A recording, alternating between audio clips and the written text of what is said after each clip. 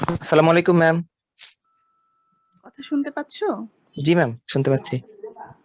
আচ্ছা, আমাদের পার্টিসিপেন্ট তো মনে হয় মোটামুটি 12 জন আসছে, বাকিরা মনে হয় টাইম করে আসবে, অ্যাড হবে। কালকে তোমাদের কোনো আইটেম আছে? জি ম্যাম, আছে, অ্যানাটমি আছে।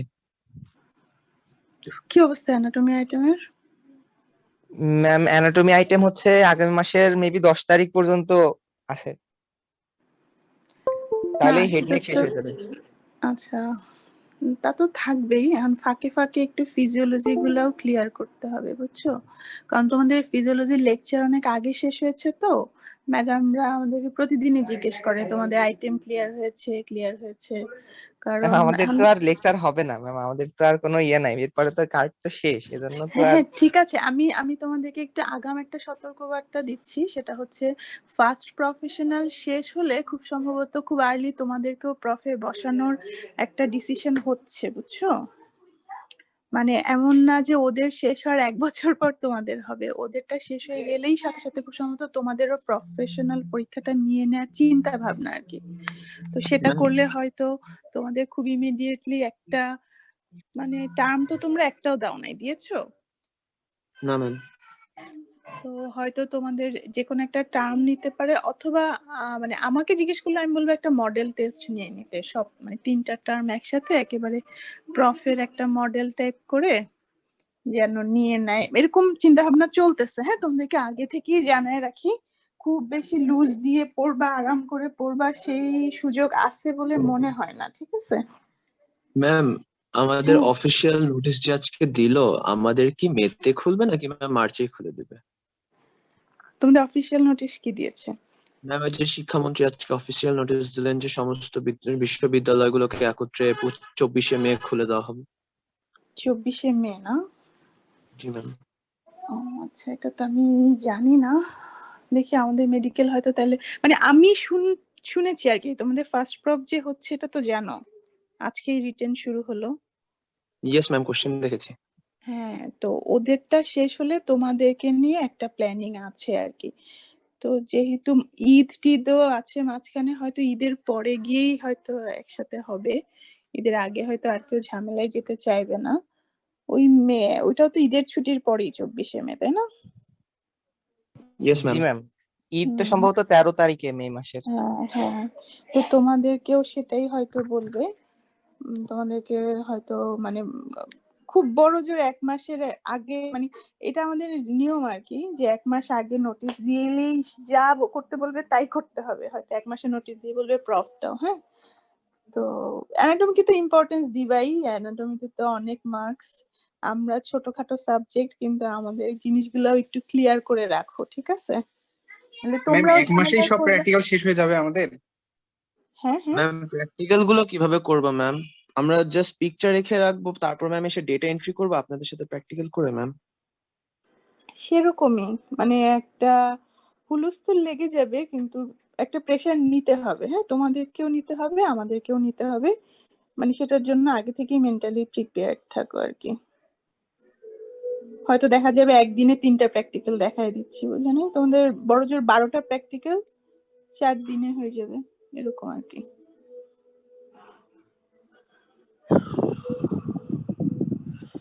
যাই হোক, তোমাদের তো টাইট শিডিউল, অ্যানাটমি বায়োকেমিস্ট্রি চাপ, তোমরা তো ফিজিওলজি আইটেম দিতেই পারতেছো না এখন। কিন্তু ম্যাম, এই 3 দিনের প্র্যাকটিক্যালের নলেজ কি প্রপ পর্যন্ত টিকবে? ও, প্র্যাকটিক্যালের নলেজ তোমাদের কখনোই টিকে না। হ্যাঁ, সপ্তাহে একটা করালেও টিকে না। ওইটা নিয়ে তোমরাও বেশি বদার্ড হও না, আমরাও না আর কি। হ্যাঁ, তোমাদের আগের ব্যাচ গুলাকে দেখেছি তো, একজন একজনকে করাই দিল, ওই লাস্ট অফ অল যেটা হয়, তোমরা সেই আজাদ, মানে আমরা শিখাই দিই একরকম, তোমরা প্রফের আগের দিন আজাদ ভাইয়ের কাছ থেকে শিখে ফেলো আরেক রকম, তারপর পরীক্ষায় দুইটা মিলাই যে কি একটা মানে উদ্ভাবন করো, সেটার মানে কোনো আগামাথা কিছু থাকে না। ওইটা নিয়ে আমরা আশা ছেড়ে দিছি। যা মানে ওই থিওরিটিক্যাল যা, তাই আর কি শেষ পর্যন্ত থাকে। হ্যাঁ, যাই হোক, তাও আমরা চেষ্টা করব যাই বলে আমরাও চেষ্টা করব, তোমরাও চেষ্টা করবা। সেই জন্য বলতেছি আর কি, মানে এই ছোটখাটো আইটেম টাইপ ঝামেলাগুলো তোমরা ঝুলাই রাখো না, একটু লোড হইলেও একটু প্রেসার হলেও জিনিসগুলো ক্লিয়ার করে ফেলো আর কি। আচ্ছা, গতদিন আমরা পড়েছিলাম সেন্সরি সিস্টেম, তাই না? জি ম্যাম। আজকে পড়বো মোটর সিস্টেম। আচ্ছা, সেন্সরি সিস্টেম থেকে আমরা কি কি পড়েছিলাম মনে আছে? Receptors, principles, ascending tracts. রিসেপ্টরস, আর ম্যাম প্রপার্টিজ। হ্যাঁ, yes ma'am, properties are ma'am cytoarchitecture of our cerebrum. আচ্ছা, হ্যাঁ ঠিক আছে। আজকে পড়বো হচ্ছে মোটর সিস্টেম।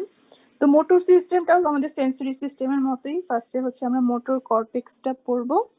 সেই কর্টেক্সে যেমন ব্রডম্যান এরিয়া নাম্বার হিসেবে আমাদের সেন্সরি এরিয়াটা ভাগ ছিল, মোটর এরিয়াটাও ভাগ। আগের দিনই তো বলেছিলাম তাই না, যে সেন্ট্রাল যে সালকাস আছে তার পিছনে হচ্ছে সেন্সরি এরিয়া, সামনে হচ্ছে মোটর এরিয়া, ঠিক আছে?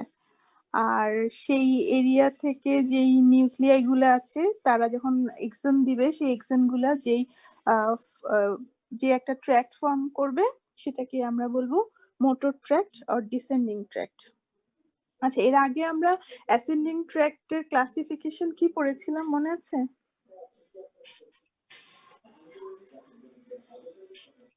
Anterolateral, ma'am, sorry ma'am, and dorsal tract আছে ma'am, tract of Gall, tract of Bardet, আর ম্যাম হচ্ছে lateral spinocerebellar এবং spinothalamic tract ম্যাম। আচ্ছা, ভেরি গুড। কিন্তু আমরা মনে হয় স্পেসিফিক দুইটা নাম মনে রাখতে বলেছিলাম, একদম মনে নাই। Dorsal column, medial ma'am dorsal lemniscal. column আর lateral column ম্যাম, dorsal আর lateral column ma'am. Dorsal column, medial lemniscal system, হ্যাঁ। আরেকটা কি ছিল? অ্যান্টেরোল্যাটারাল সিস্টেম, তাই না? Anterolateral column, dorsal column, medial lemniscal system. তোমরা কি বিরক্ত হচ্ছে যে ম্যাডাম কেন আগের পড়া নিয়ে ঘ্যান ঘ্যান করতেছে? আমাদের যে এই আজকে যে ক্লাসটা নিব সেটা লাস্টে একটা পড়া আছে, তো কি যেন ব্রাউন সিকোয়ার্ড সিনড্রোম, সেটাতে আবার সবকিছুই লাগবে, বুঝছো? এই জন্য একটু মনে আছে কিনা, মনে আছে কোন সেন্সরি ট্র্যাক দিয়ে কোনটা যায়, কোন ধরনের সেন্সেশন যায়, মনে আছে? ম্যাম anterolateral দিয়ে ম্যাম হচ্ছে ক্রুড টাচ, আর হচ্ছে ম্যাম টেম্পারেচার। ম্যাম ডরসাল যে কলাম ওটা দিয়ে ম্যাম পেইন, ফাইন টাচ, আর হচ্ছে ভাইব্রেশন আর proprioception. Pain, crude touch, temperature, হ্যাঁ এগুলা সবসময় যায় হচ্ছে অ্যান্টেরোল্যাটারাল সিস্টেম দিয়ে, ঠিক আছে? Pain, temperature, crude touch. আর হচ্ছে dorsal column, medial lemniscal system দিয়ে যাচ্ছে ফাইন টাচ, তারপরে ফাইন টাচ, প্রেসার, ভাইব্রেশন আর প্রোপ্রিওসেপশন। প্রোপ্রিওসেপশন বা position sense. Good, very good. এগুলো একটু মানে কি বলবো, মনে রাখতে হবে, হ্যাঁ, যে গুলায় ফেললে হবে না। আচ্ছা, ক্রুড টাচ মানে কি জানো? ম্যাম কোনো কিছু হাত দিয়ে হোল্ড করা, বা পা দিয়ে ম্যাম আমরা যেরকম ফ্লোরের মধ্যে প্রেস করি ম্যাম হাঁটার সময়। আর fine touch? Ma'am piano play করা, ম্যাম নিটিং বা হচ্ছে সুইং, কিবোর্ড টাইপিং। আচ্ছা, আর কারো কোনো আইডিয়া ক্রুড টাচ বা ফাইন টাচ সম্পর্কে?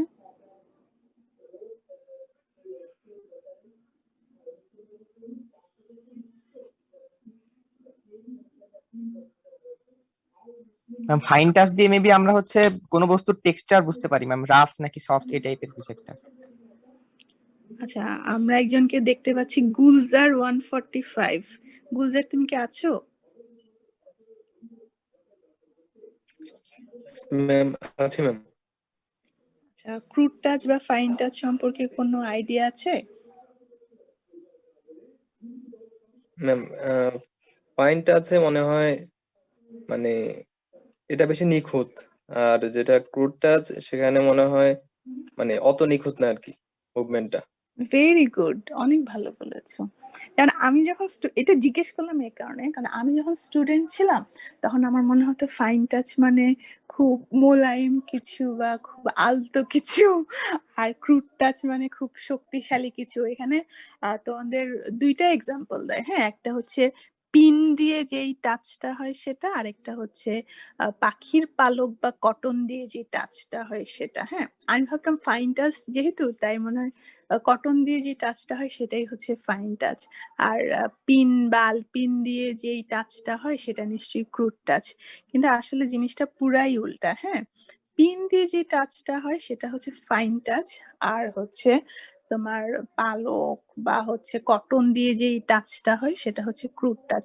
ক্রুড টাচ মানে হচ্ছে এখানে অপরিপক্ক, হ্যাঁ, যেটা কি বলবো, আহ, যেটা ঠিক ফিক্সড না, যেটা ঠিক অ্যাবসলিউট কিছু না, সেটাই হচ্ছে গিয়ে ক্রুড। আর যেটা ফিক্সড বা অ্যাবসলিউট সেটাই হচ্ছে ফাইন। হ্যাঁ, তো আমরা যে এই দুইটা ট্র্যাক্ট পড়েছিলাম সেই ট্র্যাক্টের একটা ডিফারেন্স আছে ছোটখাটো, সেই ডিফারেন্সটা কি কেউ জানো বা দেখেছিলে? এখানে ম্যাম একজন, একটা track ma'am upper motor ma'am higher brain সেন্টারিকে ডেটা সেট করে, আরেকটা ম্যাম স্পাইনাল লেভেলে ডেটা সেট করে। হ্যাঁ হ্যাঁ হ্যাঁ, ভেরি গুড। কোনটা কোনটা কোথায় করে? ম্যাম ডর্সাল কলাম ম্যাম হচ্ছে গিয়ে আমাদের মেডুলারি রিজিয়নে ম্যাম, মনে হয় হ্যাঁ মেডুলারি রিজিয়নে ম্যাম ডেটা সেট করে, আর স্পাইনাল লেভেলে ডেটা সেট করে ম্যাম কন্ট্রোল্যাটারাল সাইডে চলে যায় হচ্ছে ম্যাম অ্যান্ট্রোল্যাটারাল ট্র্যাক্ট গুলো ম্যাম। ট্র্যাক্ট, হ্যাঁ। অ্যান্ট্রোল্যাটারাল ট্র্যাক্টের একটা বৈশিষ্ট্য হচ্ছে ওরা যেই স্পাইনাল কর্ডের যেই সেগমেন্টে ঢুকে সেই সেগমেন্টেই অপোজিট সাইডে ডিকাসেট করে চলে যায়।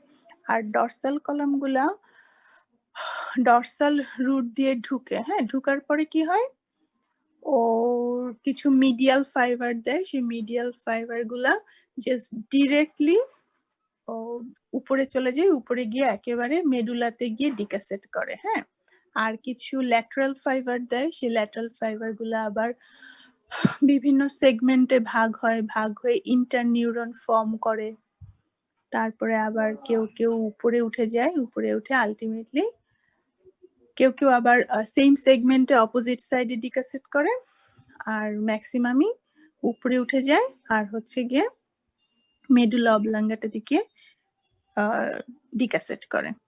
আর এই দুইটা পাথরের মধ্যে কোনটা বেশি স্পেসিফিক বা কোনটার ফাংশন বেশি স্মুথ? ডর্সাল কলাম, কারণ ডর্সাল কলামে বেশি মাইলিনেটেড থাকে ম্যাডাম। দুইটাই ম্যালিনেটেড বাবা, দুইটাই ম্যালিনেটেড। মানে হেভিলি মাইলিনেটেড থাকে, আর অ্যান্টেরিয়র ল্যাটারালটা হচ্ছে গিয়ে মানে পুরলি মাইলিনেটেড থাকে। এরকম কোনো কথা কি আছে হেভিলি মাইলিনেটেড বা পুরলি মাইলিনেটেড?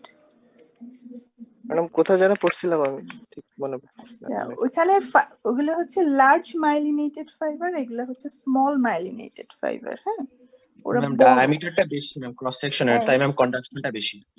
হ্যাঁ, কন্ডাকশন ভেলোসিটিটা বেশি, আর ওদের কন্ডাকশন ভেলোসিটি কম। আর ডর্সাল কলামের যেটা স্পাশিয়াল ওরিয়েন্টেশনটা অনেক বেশি। হ্যাঁ, স্পাশিয়াল ওরিয়েন্টেশনটা অনেক বেশি হওয়ার কারণে ও মানে এক্সাক্ট লোকেশনটা ট্রেস করতে পারে, যে এক্সাক্ট ওই জায়গা থেকে আমার সেন্সেশনটা আসতেছে।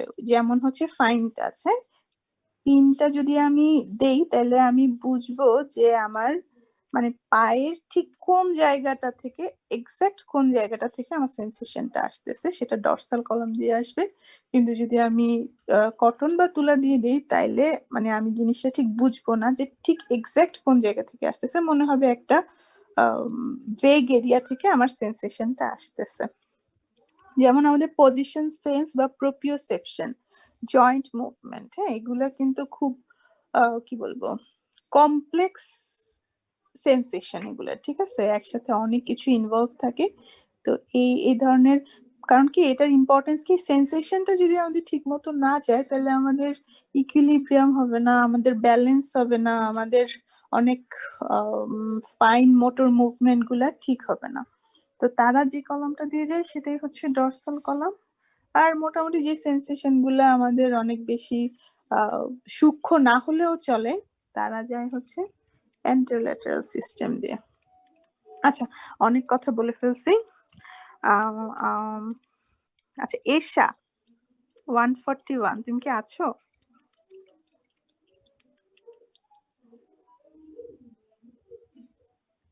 এশা কি আমাদের সাথে আছে?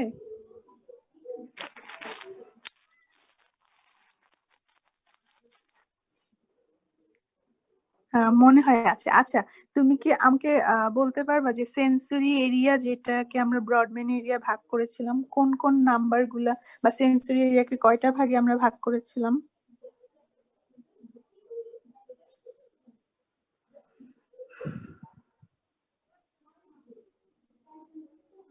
মনে আছে?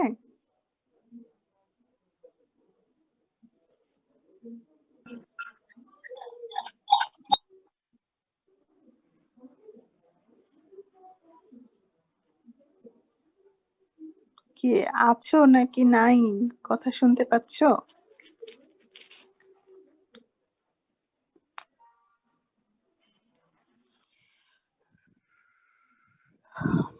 আচ্ছা, আর কেউ বলবে? যে আশিক 142, তুমি বলতে পারবা? আশিকুর রহমান। আচ্ছা, ওরা বোধহয় কালকে অ্যানাটমির আইটেম পড়তেছে, আমরা ওদেরকে ডিস্টার্ব না করি। কেউ কি বলতে পারবা?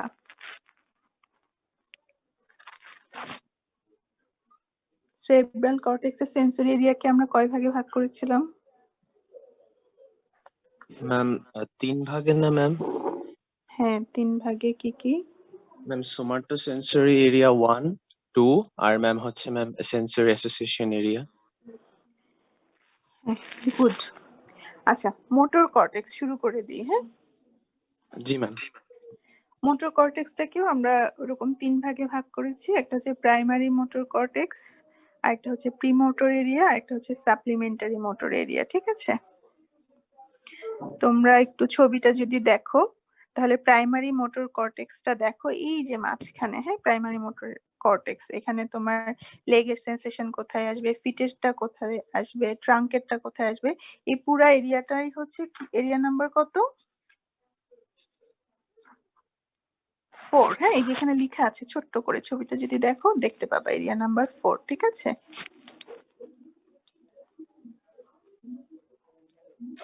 তারপরে হচ্ছে আমাদের প্রিমোটর এরিয়া। হ্যাঁ, প্রিমোটর এরিয়াটাকে বলা হয় এরিয়া নাম্বার 6। ঠিক আছে, আর এই যে উপরের এরিয়াটা দেখছো এটাকে বলতেছে ওরা সাপ্লিমেন্টারি এরিয়া।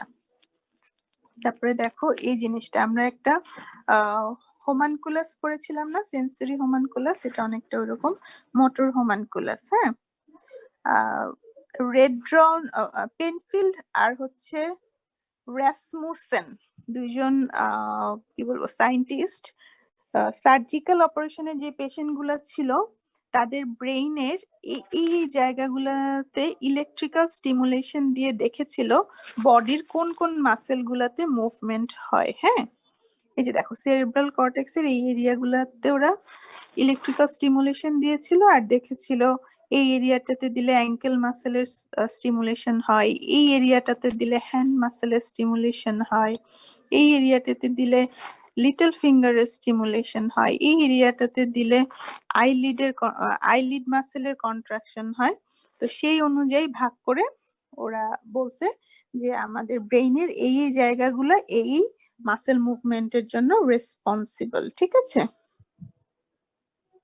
তোমাদের এরকম হয়তো কোনো কোয়েশ্চেন আসবে না, তোমাদের রিটেন কোয়েশ্চেন আসে মেইনলি হচ্ছে গিয়ে পাথওয়ে গুলা। হ্যাঁ, পাথওয়ের মধ্যেও মেইনলি কোনটা আসে? পিরামিডাল ট্র্যাকটি আসে।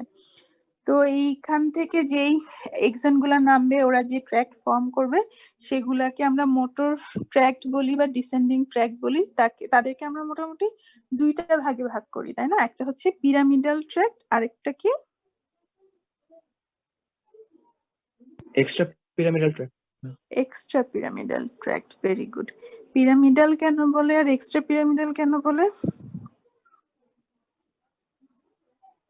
ম্যাম মেডুলার একটা এরিয়া হচ্ছে ম্যাম পিরামিড, ওটার শেপটা দেখতে পিরামিডের মতো, তাই এরকম না ম্যাম। ওই এরিয়ার বরাবর যে ট্র্যাক্ট গুলো ম্যাম ডিসেন্ড হয় ওগুলোর নাম পিরামিডাল ট্র্যাক্ট, এবং ওগুলোর বাইরে যেই ট্র্যাক্ট গুলো আছে সেগুলো হচ্ছে এক্সট্রা পিরামিডাল ট্র্যাক্ট। হুম, গুড, ভেরি গুড। এই ফাইবার গুলো যখন মেডুলা দিয়ে ক্রস করে তখন ওরা একটা পিরামিড লাইক স্ট্রাকচার ফর্ম করে, হ্যাঁ, সেই জন্য ওদের নাম হচ্ছে গিয়ে পিরামিডাল ট্র্যাক্ট।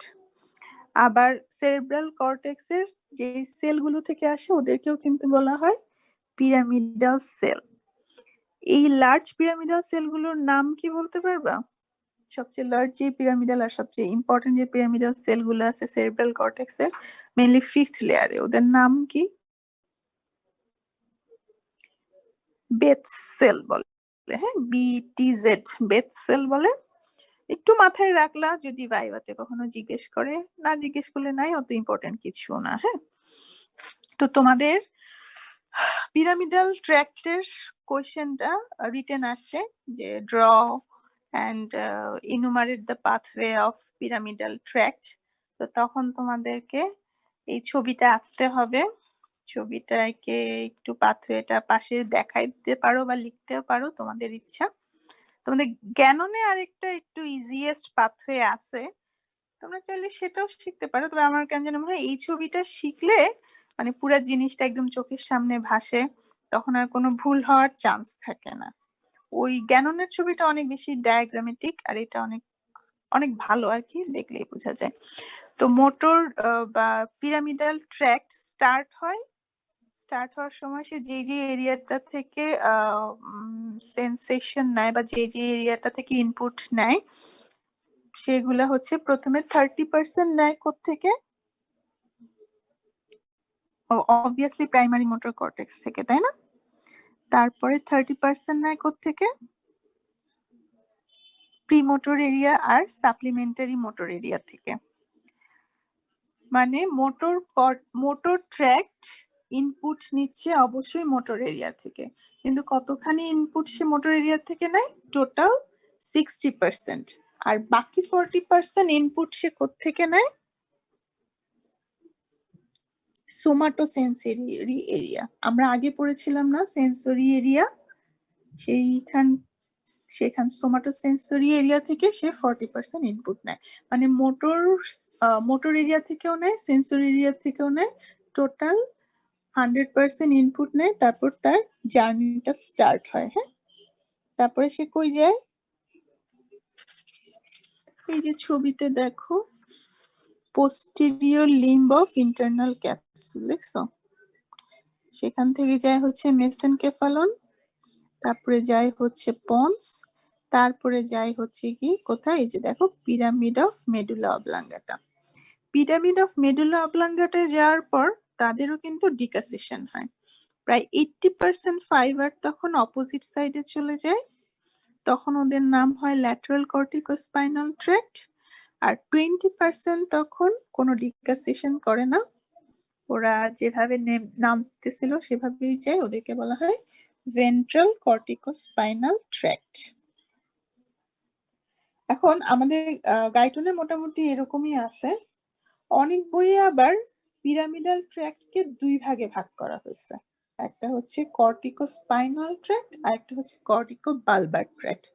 এখানে যদিও cortico Balbir ট্র্যাক্টটাকে extra pyramidal tract বলা হচ্ছে, কিন্তু কোনো কোনো জায়গায় কর্টিকো বালবার ট্র্যাক্টটাকেও পিরামিডাল ট্র্যাক্টের পার্ট বলা হয়েছে। কর্টিকো বালবার ট্র্যাক্টটা কি জিনিস?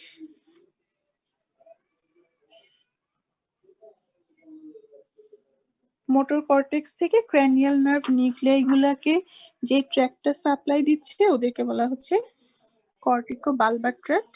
আর ওরা কি করতেছে? ফেশিয়াল মাসেল গুলাকে মেইনলি সাপ্লাই দিচ্ছে। আর আমার cortico spinal tract mainly supply দিচ্ছে ট্রাঙ্ক মাসেল, লিম্ব মাসেল গুলাকে, ঠিক আছে? এরপর আমরা ফাংশনটা দেখি। আমাদের ফাংশন কি? controls rapid skilled voluntary movements, especially movements of distal end of the limbs. খুব ভালো করে খেয়াল করো, কি কি বলেছি? rapid skilled voluntary movements, rapid skilled voluntary movements, এই প্রত্যেকটা কথাই কিন্তু ইম্পর্টেন্ট। কেন কেন ইম্পর্টেন্ট?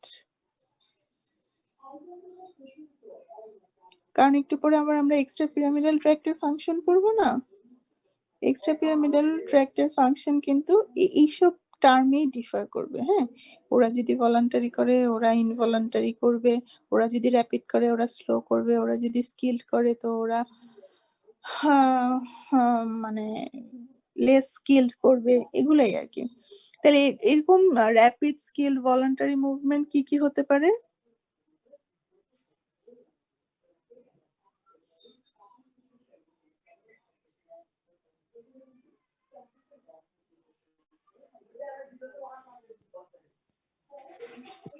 Ma'am sports.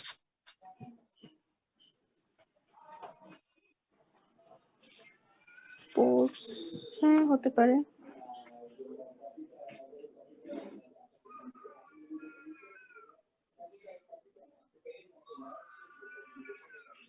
যেমন আমাদের হ্যান্ড মুভমেন্ট, এখানে বলছে না এই যে distal end of the limb, হ্যান্ডের মুভমেন্ট, তারপরে হচ্ছে আমাদের টোয়ের মুভমেন্ট, মানে হাত দিয়ে কিছু একটা ধরা বা একটা কলম ধরা বা লিখা, এটা আরো অন্যান্য জায়গা দিয়েও ওয়েল কোঅর্ডিনেটেড হয়, কিন্তু মেইনলি হচ্ছে ডিস্টাল এন্ড, হ্যাঁ, হাত পা আঙ্গুল।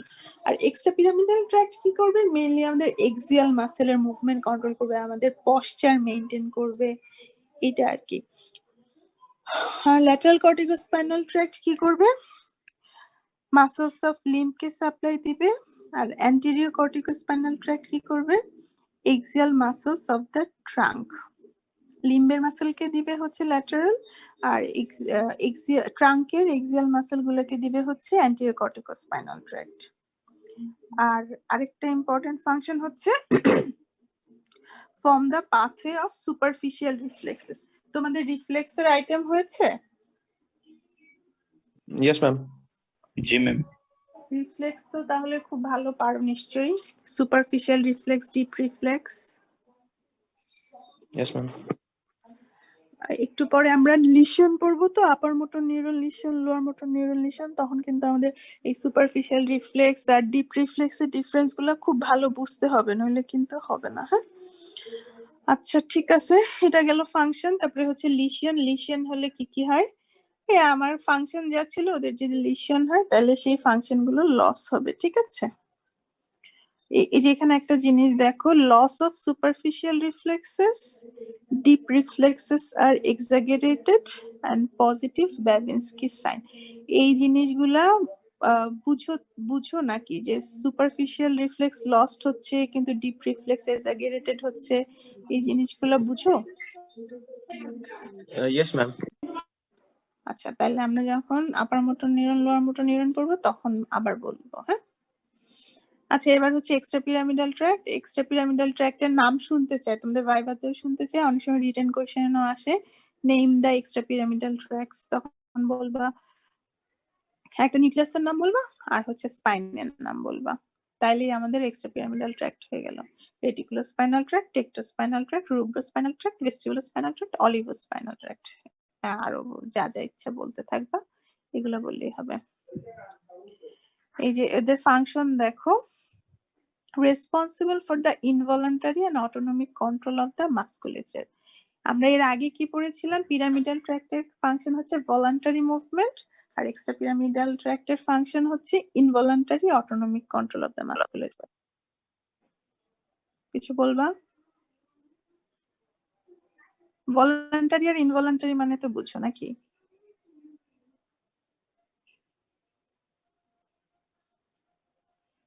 যেগুলো হচ্ছে আমরা ইচ্ছাকৃত ভাবে করি সেগুলো হচ্ছে ভলান্টারি। হ্যাঁ, আমাদের হায়ার সেন্টার থেকে যেগুলার কমান্ড আসে সেগুলো হচ্ছে ভলান্টারি, আর আমাদের সাবকনসিয়াস মাইন্ডে আমরা যেগুলো করি বা আমাদের মিড লেভেল থেকে যেগুলোর কমান্ড আসে সেগুলো হচ্ছে গিয়ে ইনভলান্টারি। যেমন muscle tone, balance, posture, locomotion. তুমি যে হেঁটে যাচ্ছ, এটা কি তুমি কখনো কনসিয়াসলি হাঁটো? নিশ্চয়ই না, তাই না? তুমি একবার বসবা, একবার শুবা, একবার দাঁড়াবা, এটা তো তোমার সাবকনসিয়াসলি হয়ে যাচ্ছে, এটা তো কনসিয়াসলি করো না, তাই না? কিন্তু তুমি এক গ্লাস পানি ধরে খাবা, সেটা অবশ্যই একটা কনসিয়াস মুভমেন্ট, একটা ভলান্টারি মুভমেন্ট, তাই না? বা তুমি ক্রিকেট খেলার সময় বা ফুটবল খেলার সময় ব্যাট ধরবা, সেটাকে মুভ করাবা, এগুলা তো সব তোমার ইন্টেনশনাল মুভমেন্ট বা তোমার স্কিলড মুভমেন্ট, এগুলা হচ্ছে সব ভলান্টারি ফাংশন। আচ্ছা, এক্সট্রা পিরামিডাল ট্র্যাক্টে লিশন হলে কি হবে? আগে কজ অফ লিশন কি? যদি কোনো ডিজেনারেটিভ ডিজিজ হয়, এনকেফালাইটিস হয়, টিউমার হয়। ডিজেনারেটিভ ডিজিজের নাম বলতে পারবা কোনো? Ma'am polio myelitis. পোলিওমাইলাইটিস তো একটা ভাইরাল ডিজিজ। এই যে একটু নিচে দেখো এনকেফালাইটিস আছে না, এনকেফালাইটিস হচ্ছে ইনফেকশন, সেটা ভাইরাল হতে পারে, ব্যাকটেরিয়াল হতে পারে। এসবের ইনফেকশন যদি ব্রেইনে হয় তখন সেটাকে আমরা বলি এনকেফালাইটিস। ডিজেনারেটিভ ডিজিজ মানে হচ্ছে কোনো কারণে যদি আমাদের ব্রেইন সেলের ডিজেনারেশন হয়, যেমন আলঝেইমার ডিজিজ, সেখানে কি হয় আমাদের ব্রেইন সেল গুলো অ্যাট্রফি হয়ে যায়, বুড়া বয়সে যেটা হয় আর কি, মানুষ তখন ভুলে যায় সবকিছু। আরেকটা কজ কি হতে পারে? টিউমার। টিউমার মানেই তো বুঝো abnormal tissue growth. Abnormal tissue grow হলে এক্সট্রা পিরামিডাল ট্র্যাক্টের লিশন হতে পারে। আচ্ছা, এসব হলে কি হবে? Dyskinesias or disorder of involuntary movements. আমাদের যে ইনভলান্টারি মুভমেন্ট হবে ওদের ডিসঅর্ডার হবে, সেই ডিসঅর্ডার গুলোকে আমরা বলি ডিসকাইনেসিয়া। ঠিক আছে? আরেকটা ডিজিজ হয় সেটাকে বলা হয় পার্কিনসন্স ডিজিজ, আরেকটা ডিজিজ হয় যেটাকে বলা হয় কোরিয়া। তোমরা যখন বেসাল গ্যাংলিয়া পড়বা তখনও এই ডিজিজ গুলো আরো ডিটেইল পড়বা। হ্যাঁ, এই জিনিসগুলা এক্সট্রা পিরামিডাল ট্র্যাক্ট লিশনের সাথেও রিলেটেড। অত ডিটেল এখন আমাদের লাগবে না, অন্য আইটেম যেটা আছে সেটাতে লাগবে। এখানে আমরা জাস্ট মোটামুটি জেনে নিলাম। এখন আসো, এই যে এটা এক্সট্রা পিরামিডাল ট্র্যাক্ট লিশনের জিনিসগুলো আমরা পড়লাম। মোটর যে ট্র্যাক্ট আছে সেই মোটর ট্র্যাক্টের লিশনকে আমরা মেইনলি দুই ভাগে ভাগ করি, একটা হচ্ছে আপার মোটর নিউরন লিশন আর একটা হচ্ছে লোয়ার মোটর নিউরন লিশন। এই আপার মোটর নিউরন জিনিসটা কি আর লোয়ার মোটর নিউরন জিনিসটা কি সেখানে আমরা একটু দেখি। হ্যাঁ, the neurons in the brain and spinal cord that activate the motor neurons are called upper motor neuron। মানে ব্রেইন আর স্পাইনাল কর্ডে যে নিউরন গুলো আছে ওরাই হচ্ছে মেইনলি আপার মোটর নিউরন। তাহলে লোয়ার মোটর নিউরন কি? The spinal and cranial motor neurons that directly innervate the muscles। তার মানে আপার মোটর নিউরন কি করবে? সে লোয়ার মোটর নিউরনকে অ্যাক্টিভেট করবে, আর লোয়ার মোটর নিউরন কি করবে? আমাদের সরাসরি peripheral মাসেল, হ্যাঁ পেরিফেরাল মাসেল গুলাকে স্টিমুলেট করবে বা ইনারভেট করবে। আপার মোটর নিউরন বলতে বোঝায় pyramidal cells of the cerebral cortex, সেটা হচ্ছে জায়ান্ট পিরামিডাল সেল, ফিফথ লেয়ারে থাকে, যে বললাম বেস সেল সেটা বলা যায়। আর কি আছে? Pyramidal cells of the precentral gyrus,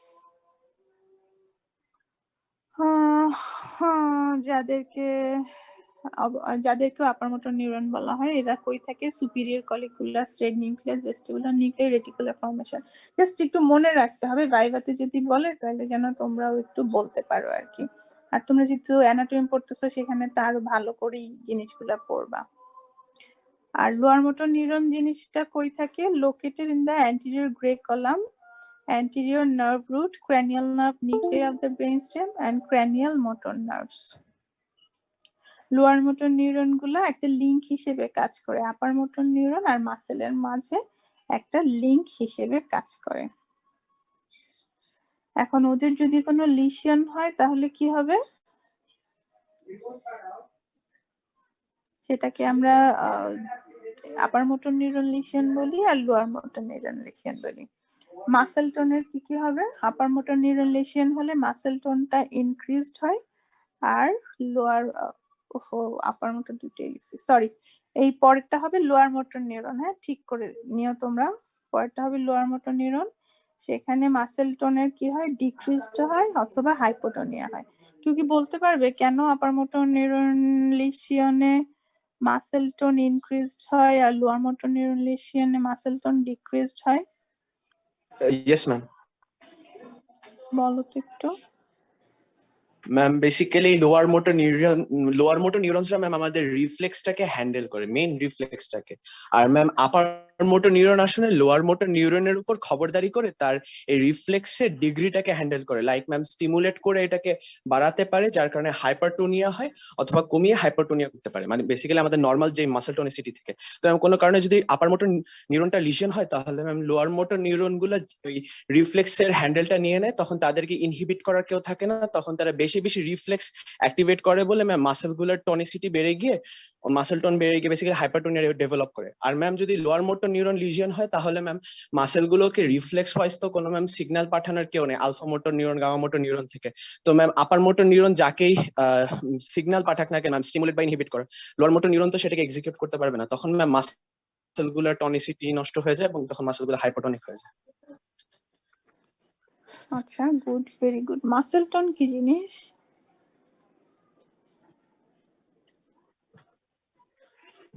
ma'am মাসেলের একটা constant contracting moment due to asynchronous stimulations of the lower motor neurons.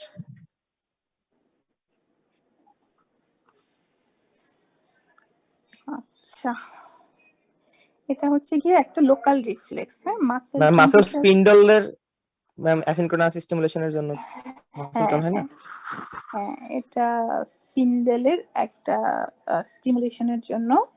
এটা হচ্ছে মাসেলের ইন্টারনাল আর হচ্ছে একটা লোকাল রিফ্লেক্স। এটার জন্য সবসময় মাসেল পার্শিয়ালি কন্ট্রাক্টেড থাকে। হ্যাঁ, এটা কি বলা হয়? Muscle tone.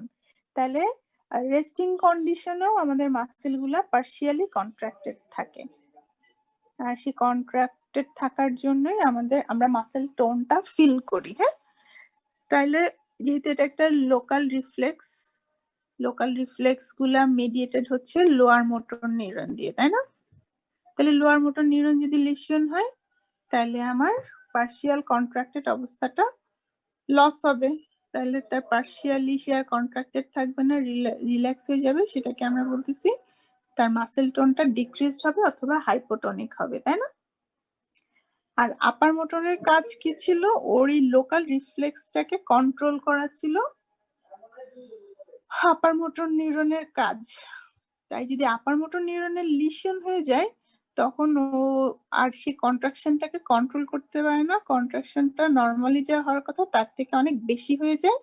তাই আমরা বলি মাসেল টোনটা ইনক্রিজড হয়, আর অথবা সেটাকে বলা হয় হাইপারটোনিয়া। এখন তারপরের জিনিসটা, হ্যাঁ, প্যারালাইসিস। প্যারালাইসিস মানে কি?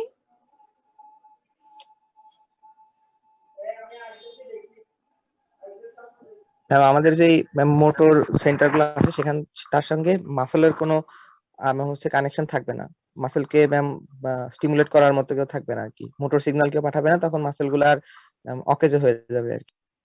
আচ্ছা, প্যারালাইসিস মানে হচ্ছে আমি আমার মাসেলকে বা লিম্বকে যেভাবে ইউজ করতে চাই সেভাবে ইউজ করতে না পারা, এটাই হচ্ছে গিয়ে প্যারালাইসিস। হ্যাঁ, মুভমেন্ট ডিসঅর্ডার বা মুভমেন্ট ইনএবিলিটি, মানে আমি আমার মাসেলকে যেভাবে মুভ করাতে চাই সেভাবে যদি মুভ করাতে না পারি, সেটাই হচ্ছে গিয়ে আমার প্যারালাইসিস।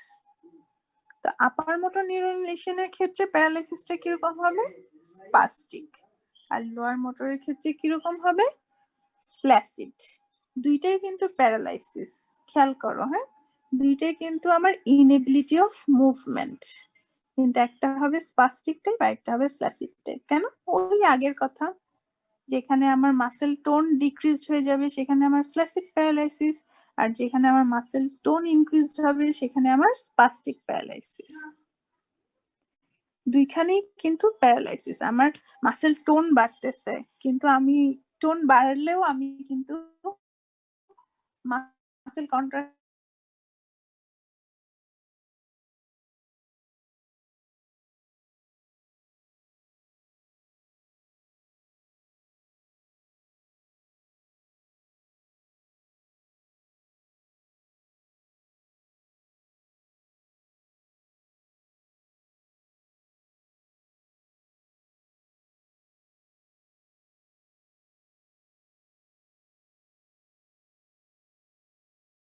মুভমেন্টের জন্য। এটা অনেকটা সেরকম, লোকালি আমার নিজে একটা ইনিশিয়েটেড হয়ে যায় বা কমপ্লিটও হয়ে যায়, কিন্তু সেটা কতখানি হবে সেটা কন্ট্রোল করে হচ্ছে আমার হায়ার সেন্টার। ঠিক আছে? তো তাইলে একটা নর্মাল সাবজেক্টের নিজের যখন আমরা করব তখন সেটার একটা আমরা 10 জন নর্মাল পার্সনের নিজের করলে একরকম পাবো, আর একজন নিউরন লিশিয়ানের সাবজেক্টকে যদি নিজের করি তাহলে হয় বেশি পাবো তার চেয়ে, অথবা কম পাবো তার চেয়ে। তো বেশি কখন পাবো? যখন আমার হায়ার সেন্টারে কোনো ড্যামেজ হবে, হায়ার সেন্টার থেকে আমার লোয়ার মোটরকে কন্ট্রোল করার পাথওয়েতে যদি কোনো ডিফেক্ট থাকে তাহলে আমি আর লোয়ার সেন্টারটাকে কন্ট্রোল করব না। আমাদের যেমন আগে অটোমেটিক ব্লাডার হয়ে যাইতো, এখানেও তেমন অটোমেটিক ডিপ রিফ্লেক্স হয়ে যাবে। ঠিক আছে? এই কারণে আমরা বলি আপার মোটর নিউরন লিশিয়নে আমাদের ডিপ রিফ্লেক্স গুলো এক্সাজারেটেড হয়, এটাকে বলা হয় রিলিজ ফেনোমেনন। মানে হচ্ছে আপার মোটর নিউরন কন্ট্রোল থেকে লোয়ার মোটর নিউরনটা রিলিজড হয়ে গেল, আর লোয়ার মোটর নিউরনটা মুক্ত হয়ে গেল। সে কারণে যেই এক্সেসিভ মুভমেন্ট দেখা যায় সেগুলাকে আমরা বলি রিলিজ ফেনোমেনন। বোঝা গেছে? এটা কি ম্যাডাম শুধু ডিপ রিফ্লেক্সের ক্ষেত্রে হবে নাকি অন্য যে কোনো রিফ্লেক্স, যেমন ভিসারাল রিফ্লেক্সের ক্ষেত্রে হতে পারে, বা ম্যাডাম যে এক্সাজারেটেড হয়ে যায় আপার মোটর নিউরন লেশনের ক্ষেত্রে? হ্যাঁ, হতে পারে, সেটা হতে পারে, যে কোনো কিছুর ক্ষেত্রেই হতে পারে, কিন্তু এটা হচ্ছে মানে মোটর বুঝাচ্ছি তো আমরা। তোমার ইনভলান্টারি, তখন ইনভলান্টারি যেই কথাগুলো বলছিলাম মুভমেন্ট, সেগুলো আর কি তখন হবে। জি ম্যাডাম। ভিসেরাল রিফ্লেক্সের কথা যদি বলো, ইনভলান্টারি যেই কাজগুলা হয় সেগুলা হবে ওই যে বললাম অটোমেটিক ব্লাডার, ওইরকম জিনিসগুলা হবে আর কি। আচ্ছা, এটা তোমাদের অবশ্যই অবশ্যই জিজ্ঞেস করবে ডিপ রিফ্লেক্স কেন এক্সাজারেটেড হয় আর কেন ডিমিনিশড অথবা লস্ট হয়। তোমরা আজকে ইউটিউবে সার্চ দিয়ে একটু দেখে নিও নিজ একটা, হ্যাঁ, কারণ এটা তোমাদের প্র্যাকটিক্যালও করতে হবে। তো তোমাদের প্রফে অন্তত 15 জনের 15 জন বা আরো বেশি, হয়তো 20 জনেরও নিজ করে প্রফ পাস করতে হবে। ঠিক আছে? এই জিনিসটা খুব মজার। হ্যাঁ, যেমন আচ্ছা, এই যে আপার motor neuron lower motor neuron এত কথা বলতেছি, এগুলা কেন বলতেছি বলবা? তোমরা যখন ফার্স্ট ইন্টার্ন লাইফে ঢুকবা বা যখন তোমরা থার্ড ইয়ারে ওয়ার্ডে যাবা, তখন দেখবা প্রতিদিনের অ্যাডমিশনে প্রতিদিন যদি 100 জন পেশেন্ট অ্যাডমিশন হয়, তার মধ্যে হয়তো 25টা পেশেন্ট আসবে স্ট্রোকের।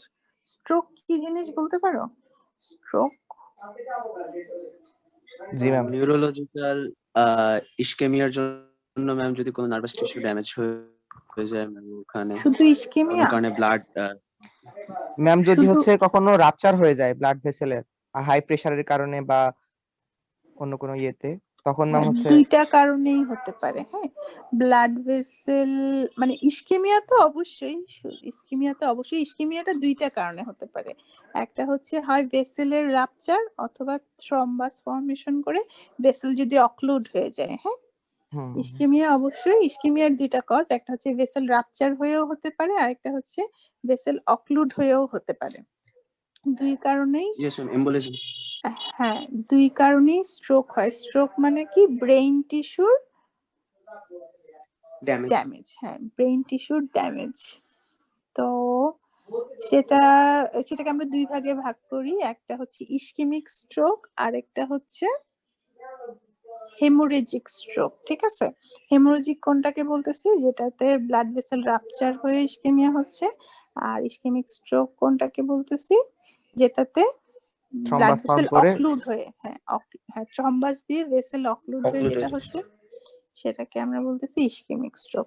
তো এই যে স্ট্রোকের পেশেন্ট গুলো আসবে, তখন একজন ইন্টার্ন হিসেবে বা একজন থার্ড ইয়ার স্টুডেন্ট হিসেবে তোমাকে যেটা করতে বলা হবে সেটা বলবে তুমি ওর জার্ক গুলা করো। তো তুমি ওর জার্ক গুলা করে বুঝতে পারবা ওর লেভেল অফ লিশনটা আসলে কোথায়। হ্যাঁ, আমরা মেইনলি করি নি জার্ক আর হচ্ছে অ্যাঙ্কেল জার্ক। যদি দেখি নি জার্ক ওর নর্মাল আছে, তাহলে কি বুঝবো?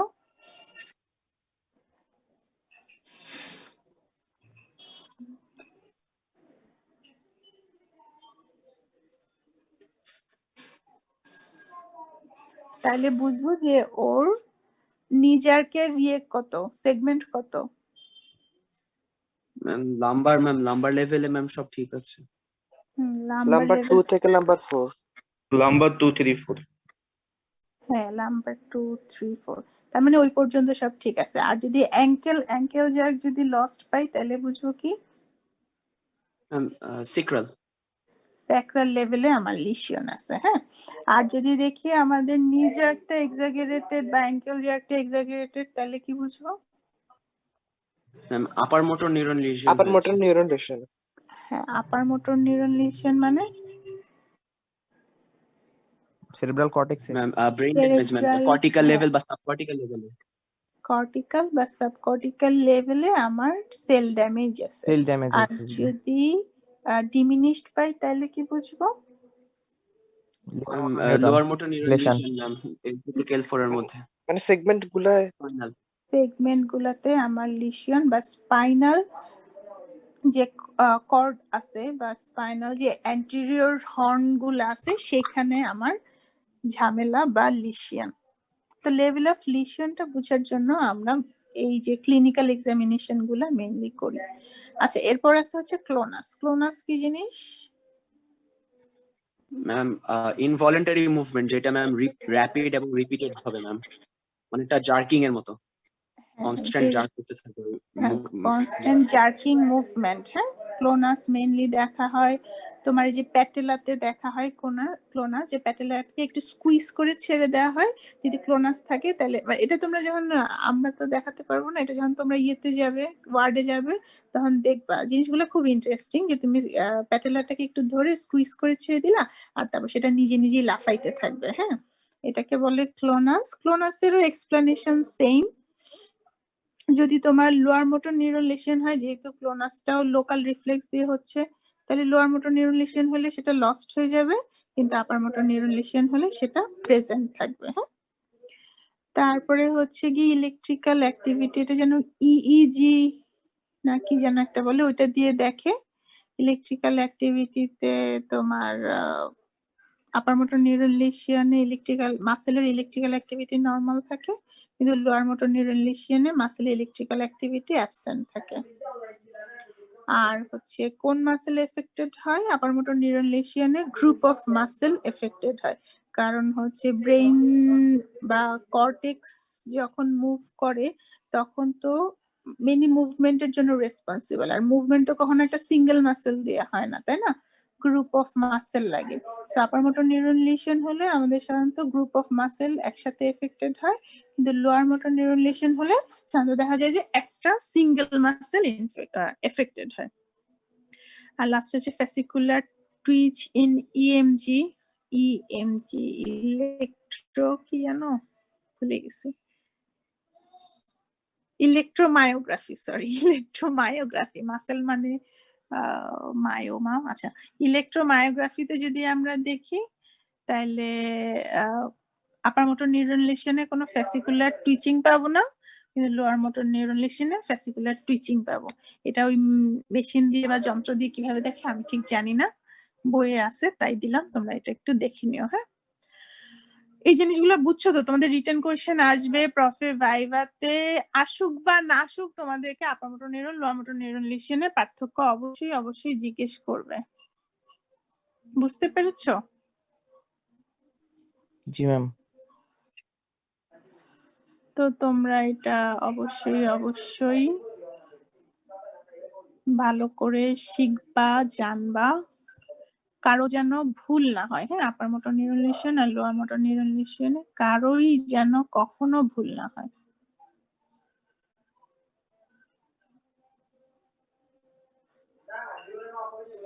এখন আমরা আমাদের এই আইটেমে আরেকটা টপিক আছে, সেটা কি মনে আছে? সেটা কি? Brown Sequard syndrome.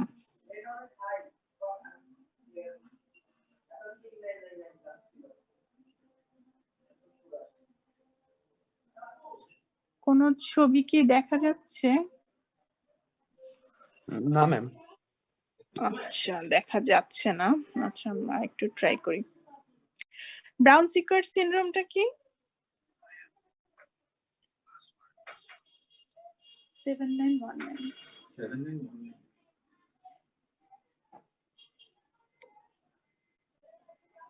এটা হচ্ছে যদি আমাদের স্পাইনাল হেমিসেকশন, হ্যাঁ স্পাইনাল হেমিসেকশন মানে কি?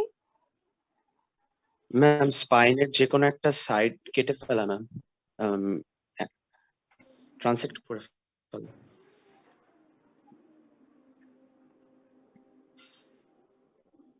হ্যাঁ incomplete spinal- lesion of spinal cord আর কি। হ্যাঁ ইনকমপ্লিট লেশন যদি হয়, ঠিক আছে, ধরো আমাদের যদি কমপ্লিটলি কোনো স্পাইনাল কর্ড কেটে যায় তাহলে তো কমপ্লিট লস হয়ে গেল, হ্যাঁ সেটা নিয়ে কোনো সমস্যা নাই, বা সেটার হিসাব একরকম।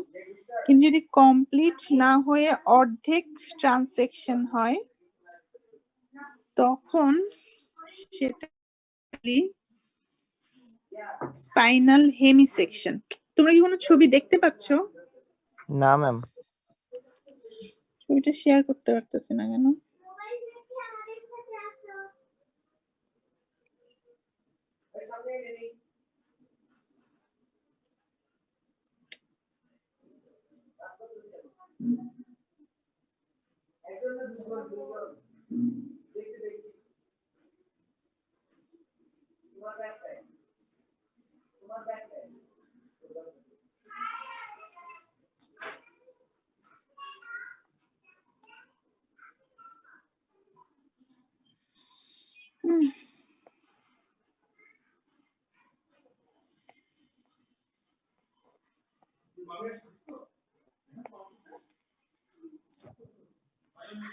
আচ্ছা এখন দেখা যাচ্ছে বোধহয়, তাই না? Yes ma'am. হ্যাঁ এখন তোমরা এখানে একটা ছবি দেখো, এই ছবিটাতে হেমিসেকশন মানে কি অর্ধেক, তাই না? একটা স্পাইনাল কর্ডের দেখো dorsal horn, lateral horn, anterior horn, তাই না? দুই পাশেই আছে, দেখছো? এখন যদি আমাদের কমপ্লিট ট্রানজেকশন হয় তাহলে সবই গেল, আমাদের সবই লস্ট হবে। যেই লেভেলে আমাদের ট্রানজেকশন হবে তার উপর লেভেলে সব ঠিক থাকবে কিন্তু নিচের লেভেলে সব লস্ট হবে। কিন্তু যদি আমাদের হেমিসেকশন হয় মানে অর্ধেক কাটা যায়, অর্ধেক কাটা যাওয়া মানে হচ্ছে কি এক পাশের ডরসাল হর্ন যাবে, ল্যাটারাল হর্ন যাবে, অ্যান্টেরিয়র হর্ন যাবে, আরেক পাশের dorsal horn, lateral horn, anterior horn সব ঠিক থাকবে। এরকম যদি কোনো ইনজুরি হয়, কেন এই ধরনের ইনজুরি হতে পারে? নরমালি কি এরকম ইনজুরি হয়? ডিস্কের যদি ডিসলোকেশন হয় সেসব ক্ষেত্রে কি? হ্যাঁ ধরো কোনো প্রেসার ইফেক্ট হলো, ধরো কেউ উপর থেকে পড়ে গেল, এক পাশ হয়ে পড়লো, তার এক পাশে সে ব্যথা পেলো, বা স্ট্যাব ইনজুরি যদি হয়, বা পিছন থেকে কাউকে যদি গুলি টুলি করা হয়, শুধু জাস্ট এক পাশ ড্যামেজ হচ্ছে আরেক পাশ ঠিক থাকে, এটা পার্টিকুলার ডিজিজ নরমালি থেকে হতে খুব পারে না কম ম্যাম? হয়। হ্যাঁ হ্যাঁ পার্টিকুলারলি ম্যাম স্পন্ডাইলাইটিস, স্পন্ডাইলোলাইসিস এগুলো থেকে ম্যাম কোন হ্যাঁ এক পাশের ভার্টিব্রাল ড্যামেজ স্পন্ডাইলাইটিসও, হ্যাঁ সেগুলো যদি ম্যাম এন্টার করে যায় তখন? স্পন্ডোলাইসিসে সাধারণত মানে দুই পাশেই যায়, ঠিক আছে, তারপরেও এক পাশেও হতে পারে, এক পাশে বেশি প্রেসার ইফেক্টের জন্য হতে পারে, হ্যাঁ হতে পারে, কিন্তু খুব রেয়ার। হ্যাঁ এই কন্ডিশনটা মেইনলি থিওরিটিক্যাল একটা কনসেপ্ট, প্র্যাকটিক্যাল খুবই কম দেখা যায় আর কি। হ্যাঁ ওই তোমাদের কি বলবো পোস্ট গ্রাজুয়েশন যখন তোমরা করতে যাবা তখন মানে এই যে ট্র্যাক্ট গুলার মানে অরিজিন, ইনসারশন বা ট্র্যাক্ট গুলার ফাংশন তোমরা বুঝো কিনা এইটা দেখার জন্য মেইনলি এই সিনড্রোমটা জিজ্ঞেস করা হয়। এটা মেইনলি থিওরিটিক্যাল, প্র্যাকটিক্যাল প্রয়োগ আসলে খুবই কম। হ্যাঁ তো লেশন এখন হলে তো এখানে ম্যাম একবারেই সব স্পাইনাল কর্ডটা ম্যাম ইয়ে হয়ে যাওয়ার কথা। হ্যাঁ মানে সেটাই প্রেসারে বলছি, টিউমার হোক বা হ্যাঁ যাই হোক, মানে নরমালি গেলে পুরা স্পাইনাল কর্ডটাই যায়, হেমিসেকশন খুব একটা হয় না। হ্যাঁ আচ্ছা যাই হোক, তো এখন যদি হেমিসেকশন হয়, যেহেতু এটা অনেক ইম্পর্টেন্ট, সবার খুব পছন্দ, যদি হেমিসেকশন হয় তাহলে কি হবে? এই যে দেখো আমরা আমাদের কি কি লস্ট হচ্ছে, এটার আপার লেভেলে সবকিছু ঠিক থাকবে, এটা মনে রাখো। হ্যাঁ আপার লেভেলে সবকিছু ঠিক থাকবে, আর এট দ্য লেভেলে কি হবে?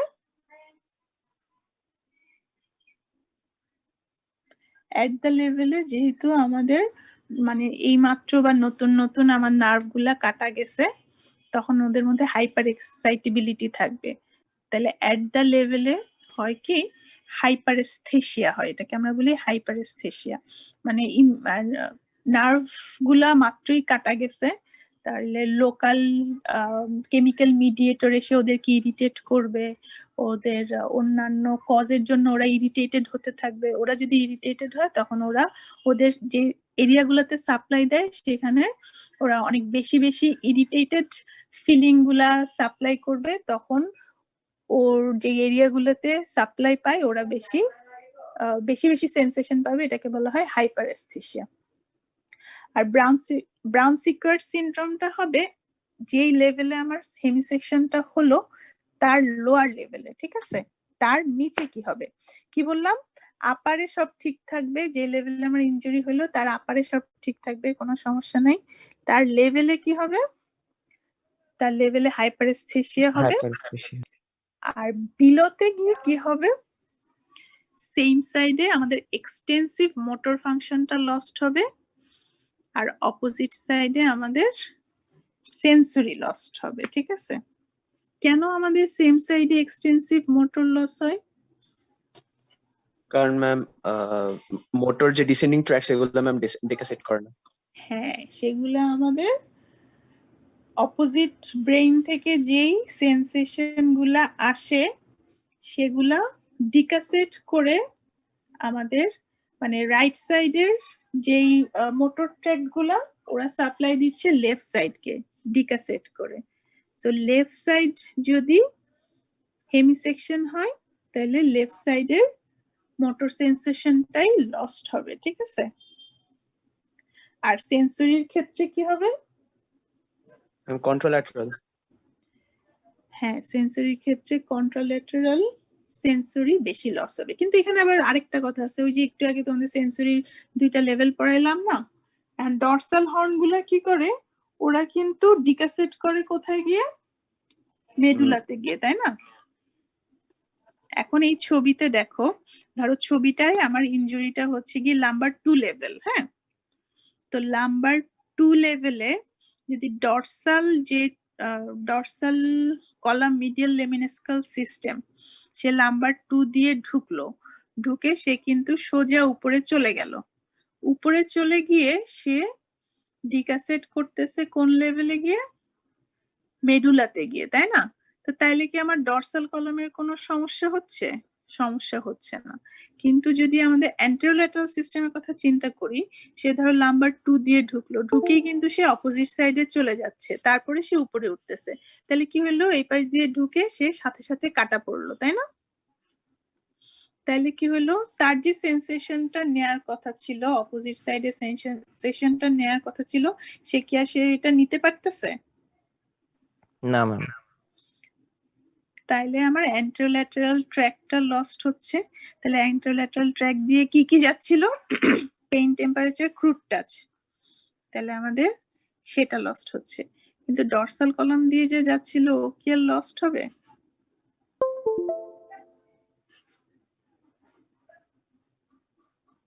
ও কিন্তু লস্ট হবে না। এই জিনিসগুলো একটু মানে কি বলবো, একটু মাথা খাটায় মনে রাখতে হবে। তাইলে সেম মানে আমার যেই পাশে হেমিসেকশন হবে সেই পাশে আমার কি লস্ট হবে, মোটর সব লস্ট হবে, ঠিক আছে? কারণ মোটরটা ডিকাসেট করে নিচে নামে। আর কি লস্ট হবে, সেন্সরি। কোন সেন্সরি? অপোজিট সাইডে। অ্যান্টেরোল্যাটারাল দিয়ে যে সেন্স গুলো যায়, পেইন, টেম্পারেচার আর ক্রুড, সেগুলো লস্ট হবে সেম সাইডে। আর অপোজিট সাইডে আমার কি লস্ট হবে, ডরসাল কলাম দিয়ে যে সেন্সেশন গুলো যায় সেগুলো আমার অপোজিটে লস্ট হবে।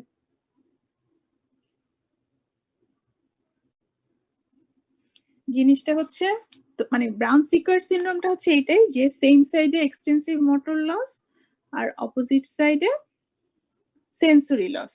এখন এই সেন্সরি ট্র্যাক যেহেতু আমাদের দুইটা দুই ভাবে যায়, সেহেতু কিছু কিছু লস্ট হয়, কিছু কিছু ঠিক থাকে। তাহলে সেম সাইডে মোটরের সাথে যেহেতু মোটরের পাথওয়ে বা অ্যান্টেরোল্যাটারালের পাথওয়েটা অলমোস্ট সেম, সেহেতু অ্যান্টেরোল্যাটারালের সেন্সরিটা লস্ট হয় আর মোটরটা লস্ট হয় একই নিয়মে। আর আর হচ্ছে কার Dorsal. ডরসালের লসটা হয় উল্টা নিয়মে, মানে ডরসাল হচ্ছে যে পাশে কাটটা যাবে তার অপোজিট সাইডে লস্ট হবে, আর মোটরটা হচ্ছে যে পাশে কাটা যাবে সে পাশেই লস্ট হবে, আর অ্যান্টেরোল্যাটারালটাও যে পাশে কাটা যাবে সেই পাশেই লস্ট হবে। আমি কি বুঝাতে পারছি নাকি আরো বেশি গুলাই ফেলছি? বুঝেছি ম্যাম। তুমি তো সবই বুঝো, সবই পারো, বাকিদের কথা জিজ্ঞেস করতেছি।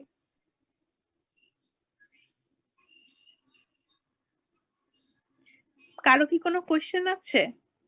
এই জিনিসটা একটু কঠিনই, কিন্তু বারবার বলতেছি আমি সহজভাবে বোঝানোর চেষ্টা করছি, এখন তোমরা বুঝতে পারছো কিনা তা তো বুঝতেছি না বাবা। আচ্ছা ম্যাম, এখানে ব্রাউন স্কোয়াড সিনড্রোমের সঙ্গে কি ম্যাম হচ্ছে আরো দুইটা সিনড্রোম জড়িত, যেরকম শুধু অ্যান্টেরিয়র স্পাইনাল কর্ড যদি হচ্ছে কখনো লেশন হয়, বা সেন্ট্রাল স্পাইনাল মানে স্পাইনাল কর্ডের সেন্ট্রাল পার্টটা যেটা ওইটা যদি লেশন হয়, এরকম দুইটা মানে ইয়ে কি কোনো আছে, সেগমেন্ট আছে এরকম কোনো?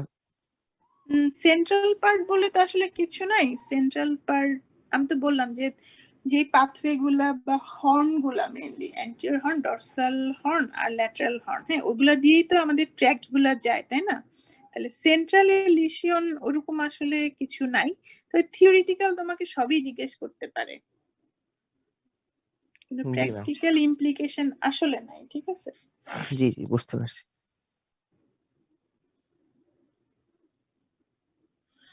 ব্রাউন সিকুয়ার সিনড্রোমটাও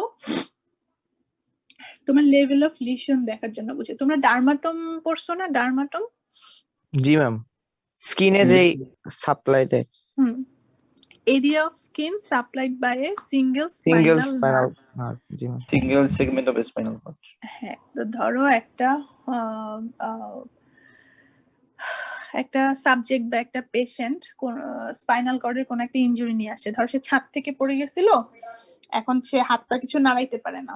এটা এটা কেন হয় বলতো? ধরো ইমিডিয়েটলি যখন সে আসে তখন কিন্তু যে কোনো ধরনের ইনজুরি, স্ট্রোক বলো বা নিউরোলজিক্যাল যে কোনো ইনজুরিতেই কিন্তু প্রথমে স্পাইনাল শকে থাকে। হ্যাঁ, স্পাইনাল শক কি জিনিস?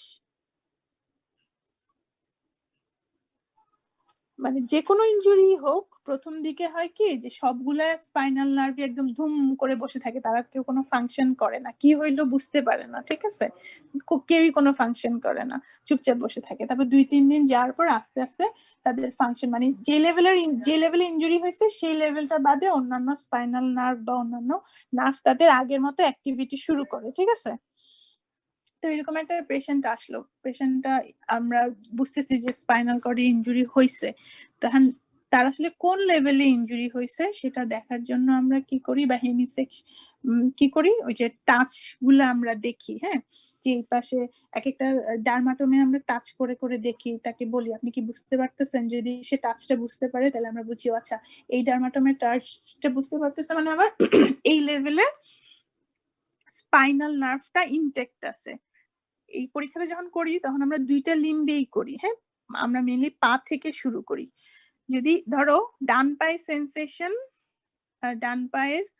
সেন্সেশনটা আছে কিন্তু বাম পায়ের সেন্সেশনটা নাই, তাহলে আমরা কি বুঝবো হেমিসেকশনের বেলায়?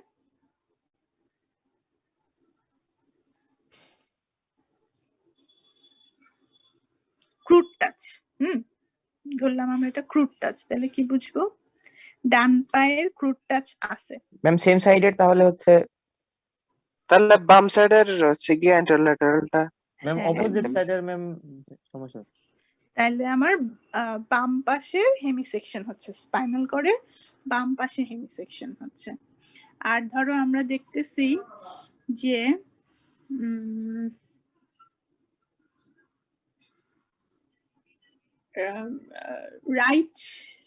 রাইট লেগের রাইট টোয়ের ফ্লেকশন এক্সটেনশন করতে পারতেছে না, তখন কি হবে?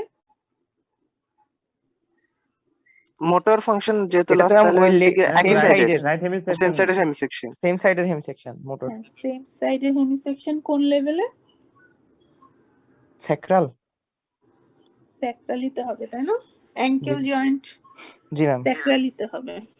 ঠিক আছে, স্যাক্রাল 2 3 মানে হচ্ছে গিয়ে আমার যদি বাম পাশ লস্ট হয় কিন্তু ডান পাশ ঠিক আছে, মানে হচ্ছে ডান পায়ের আমার অ্যাঙ্কেল মুভমেন্ট ঠিক আছে কিন্তু বাম পায়ের অ্যাঙ্কেল মুভমেন্টটা লস্ট হয়েছে, তার মানে হচ্ছে আমার স্যাক্রাল 2 বা 3 লেভেলে স্পাইনাল হেমিসেকশন হয়ে গেছে।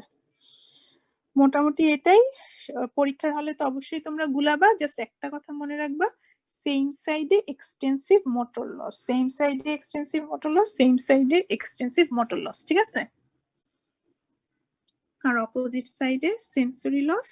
সেন্সরি লসের ক্ষেত্রে তখন যদি আবার জিজ্ঞেস করে এক্সামিনার, তখন একটু চিন্তা করে ডরসাল কলাম আর হচ্ছে অ্যান্টেরোল্যাটারাল কলাম চিন্তা করে বলে দিবে অ্যান্সার, ঠিক আছে? তোমাদের রিটেনেও আসে, শর্ট নোট আসে ব্রাউন সিকুয়ার্ট সিনড্রোম।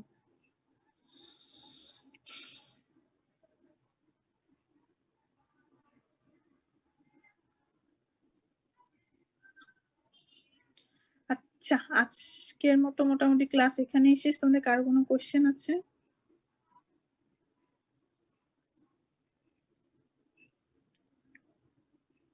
তোমাদের কি আর কারো কোনো কোশ্চেন আছে?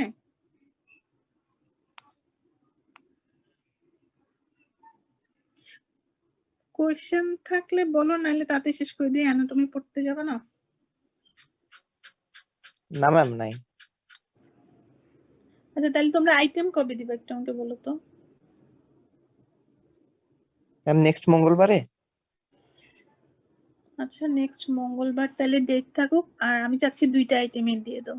দেখো একদম সহজ পড়া কিন্তু, হ্যাঁ এই ব্রাউন সিকুয়ার্ট সিনড্রোম যখন পড়বে তখন কিন্তু আবার সেই সেন্সরি ট্র্যাক্ট তোমাকে পড়তেই হবে, সো আলাদা আলাদা করে আইটেম দেওয়ার তো কোনো দরকার নেই। একদম বেশি কিছু জিজ্ঞেস করবো না, শুধু এক্সাম ওরিয়েন্টেড কথাবার্তা গুলোই জিজ্ঞেস করবো। তোমরা তাহলে 2টা আইটেমই একসাথে দিয়ে দাও নেক্সট দিন, ঠিক আছে?